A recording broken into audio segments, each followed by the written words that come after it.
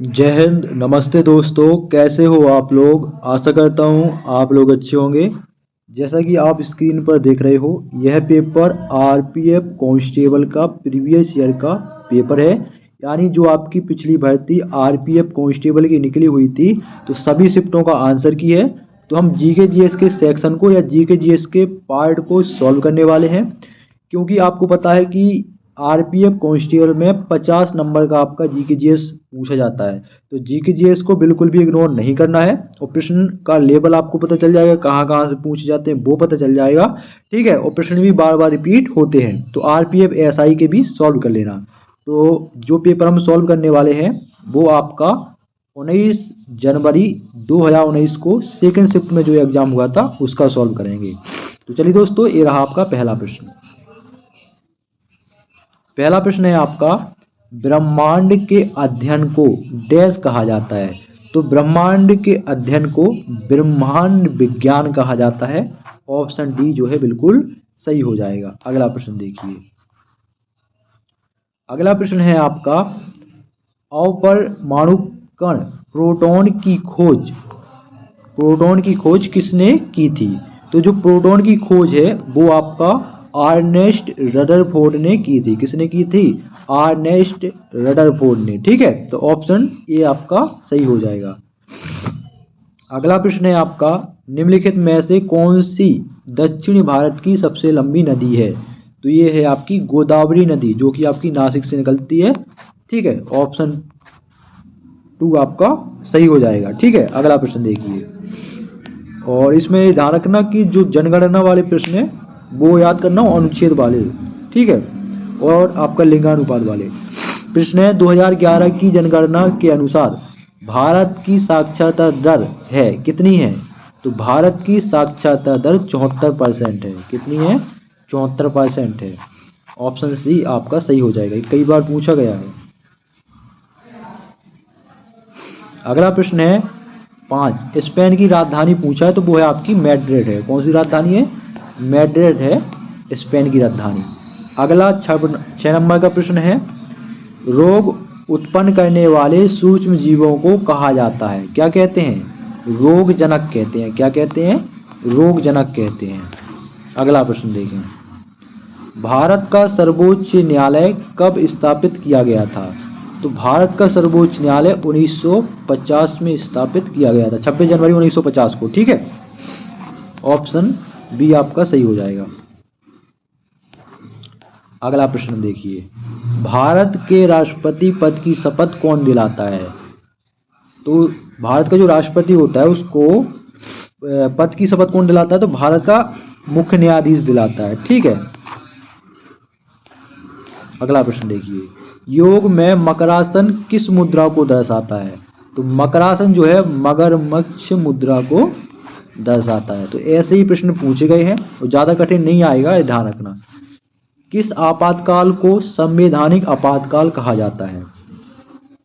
ठीक है, तो वो है आपका राज्य का आपातकाल जो है वो आपका संवैधानिक आपातकाल कहलाता है।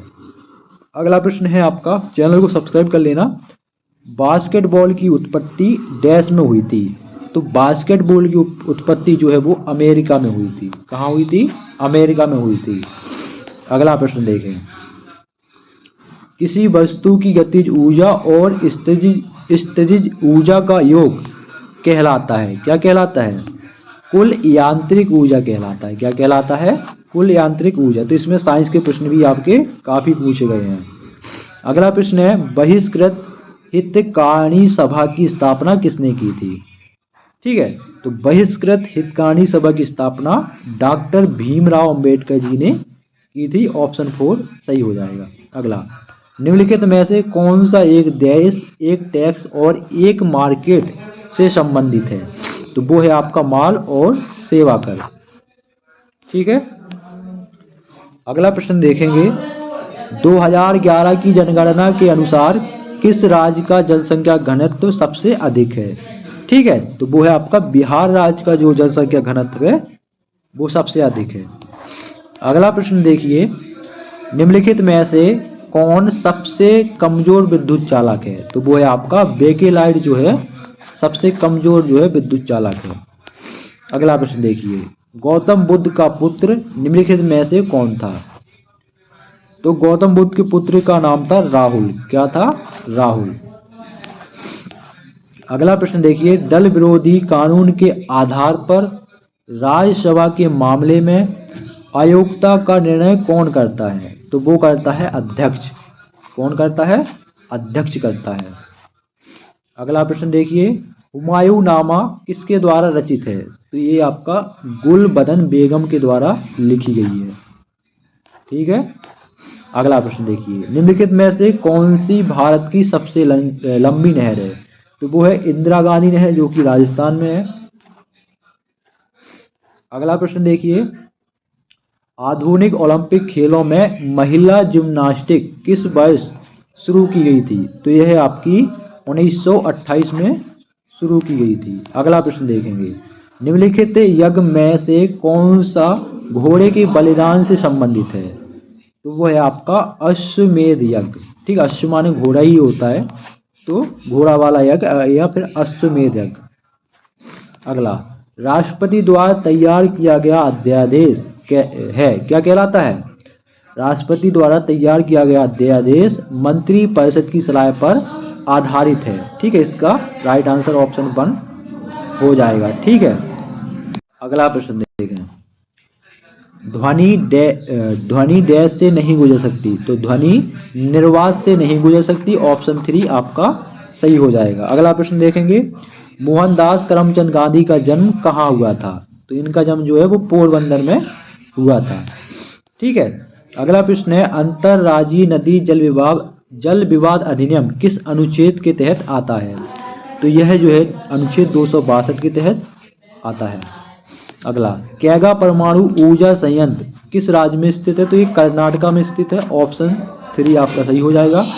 अगला, अर्थशास्त्र से संबंधित भीषण मंदी किस वर्ष में शुरू हुई? तो यह आपकी भीषण जो मंदी है वो 1929 में शुरू हुई थी। ऑप्शन ए सही हो जाएगा। अगला प्रश्न है, अंतरराज्यीय परिषद की स्थापना कौन करता है? कौन कर सकता है? तो राष्ट्रपति कर सकता है। अगला, गलगंड ग्रंथि का एक रोग है। तो गलगंड जो है, गलगंड ये आपका थायराइड ग्रंथि, किसका? थायराइड ग्रंथि का एक रोग है। अगला, वॉलीबॉल खेल का आविष्कार किसने किया? तो विलियम जी मॉर्गन ने किया है।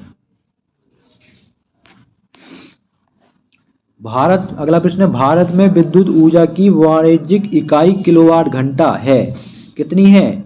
36 लाख जूल। कितनी है? 36 लाख जूल है। तो ऑप्शन बी जो है बिल्कुल सही हो जाएगा। अगला, निम्नलिखित में से कौन सा भारत का सबसे लंबा समुद्री तट है? तो वो है मरीना बीच। कौन सा है? मरीना बीच है। अगला, प्लाज्मा अवस्था में डैश अधिक ऊर्जावान और अधिक उत्तेजित कण होते हैं? तो प्लाज्मा अवस्था में आयनीकृत गैस है, अधिक ऊर्जावान और अधिक उत्तेजित कण होते हैं। अगला, किस कैबिनेट समिति को सबसे शक्तिशाली माना जाता है? तो वो है आपका राजनीतिक मामलों की मंत्रिमंडलीय समिति। ऑप्शन 2 सही हो जाएगा। अगला, कावेरी जल विवाद न्यायाधिकरण निम्नलिखित में से किस राज्य के लिए स्थापित किया गया था? तो यह जो है तमिलनाडु, केरल और पुडुचेरी और कर्नाटक राज्य के लिए। तो ऑप्शन सी आपका सही हो जाएगा। ठीक है, तमिलनाडु, केरल, पुडुचेरी और कर्नाटक। अगला प्रश्न है, 2022 में होने वाले एशियाई खेलों का आयोजन किस देश में प्रस्तावित है? तो चीन में। निम्नलिखित में से किस देश को विश्व का चीनी का कटोरा? तो वो क्यूबा है। कौन सा है? क्यूबा है। किस देश को इसका चीनी का कटोरा कर रहा है? डांट यार, बहुत दिक्कत दे रहे हैं। चीनी का कटोरा क्यूबा है। ठीक है। प्रत्याशित मुद्रा मांग आपूर्ति डैश है, क्या है? असीम रूप से लोचदार है। अगला प्रश्न है, न्यूनतम समर्थन मूल्य एमएसपी से संबंधित है, क्या? किसी वस्तु है। ठीक है। दिगंबर श्वेतांबर पद का संबंध किस धर्म से है? तो जैन धर्म से है। किससे है? जैन धर्म से है। अगला प्रश्न है, निम्नलिखित में से कौन से कोश का अंगक मुख्य रूप से कोश का कार्य के कोशिका कार्य के लिए वसा अणुओं और लिपिड के निर्माण में मदद करते हैं। तो वो कौन है? वो है आपके नरम अंतर्ध्रुवी जालिका। ऑप्शन डी सही हो जाएगा। अगला प्रश्न देखिए, निम्नलिखित में से कौन सा संरक्षित क्षेत्र एक टाइगर रिजर्व भी है? तो वो है आपका जिम कॉर्बेट नेशनल पार्क। अगला प्रश्न है आपका, राज्यसभा के सदस्य के पद की अवधि होती है, कितनी होती है? 6 साल होती है। मेडागास्कर द्वीप निम्नलिखित में से किस महासागर में स्थित है? हिंद महासागर में है। अगला प्रश्न देखें, झांसी से 1857 के विद्रोह का नेतृत्व किसने किया? तो लक्ष्मीबाई ने किया। अगला प्रश्न है, हड़प्पा शहर किस नदी के किनारे स्थित है? तो रावी नदी के किनारे। अगला प्रश्न है, निम्नलिखित में से कौन कुश्ती से जुड़ा एक प्रसिद्ध व्यक्ति है? तो वो है विनेश फोगाट, जो है वो कुश्ती से संबंधित है।